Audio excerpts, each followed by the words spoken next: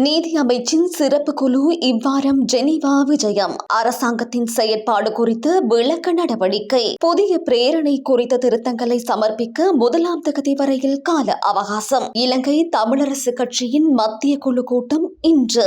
பிரித்தானியா தலைமையிலான இணை அனுசரணை நாடுகளின் பிரேரணை வரைவு தொடர்பில் அவதானம். செம்மணி மனித புதைக்குழி மிக மோசமான குற்றங்கள் இடம்பெற்றமைக்கு சான்று. நேபாளத்தின் புதிய பிரதமராக முன்னாள் பிரதமர் நீதியரசர் சுசிலா கார்கி பதவியேற்பு. யாழ் வடமராட்சியில் மீனவர்களின் வாடிகள் அடித்து உடைத்து தீ வைப்பு. 2 காயம். தீப்பிழம்புகளுக்கு நடுவே நேபாளத்தின் புதிய அத்தியாயம். இஸ்ரேல் பாலஸ்தீனம் இடையே 2 நாடுகள் தீர்வுக்கு ஆதரவாக ஐநா வாக்களிப்பு. எம்பிகளின் ஓய்வூதியத்தை நீக்கும் சட்டம் விரைவில் நிறைவேற்றப்படும். 3 வருட இடைவெளியில் 3 ஆட்சியாளர்களை விரட்டிய தென்காசி மக்கள் கிளர்ச்சிகள். இலங்கையில் சிறுத்தைகள் மறைக்கப்படும் ஒரு நெருக்கடி. உலக பொருளாதார போக்குகள் இலங்கையின் வரி நிலப்பரப்பை எவ்வாறு வடிவமைக்கின்றன?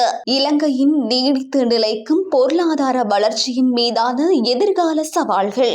மலையக அதிகார சபையை கலைப்பது மறுபடியும் குடியிருப்பை கலைப்பதற்கு சமமாகும். மலையகத்தில் புதிய தொழிற்சங்கம். சந்தேகங்களை ஏற்படுத்தும் மௌனங்கள். அரசியல் அலைகளால் அடித்து செல்லப்படும் தொழிற்சங்கங்கள். ஜெர்மனியில் தமிழர் திருவிழா 2025. சுதந்திரத்திற்கான தாகமும் ஜனநாயகமும். கால அவகாசம் கோரும் ஏமாற்று தந்திரம். இந்தியாவின் கையில் அங்குசம். இடைவெளிகளை அதிகம் தந்த அறிக்கை. ஆளும் தரப்பும் இஸ்புல்லாவும்.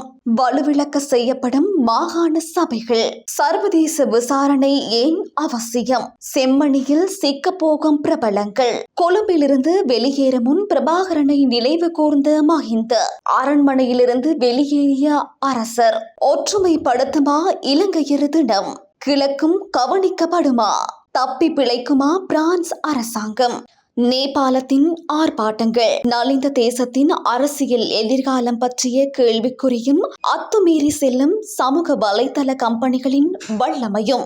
மேற்கு கரையின் பெரும் பகுதியை தன்னோடு இணைத்துக் கொள்ள இஸ்ரேல் திட்டம்.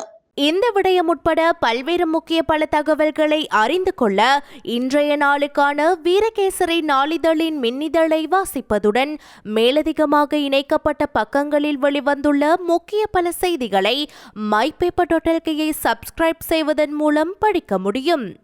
வீரகேசரி, எங்கேயும் எப்போதும்.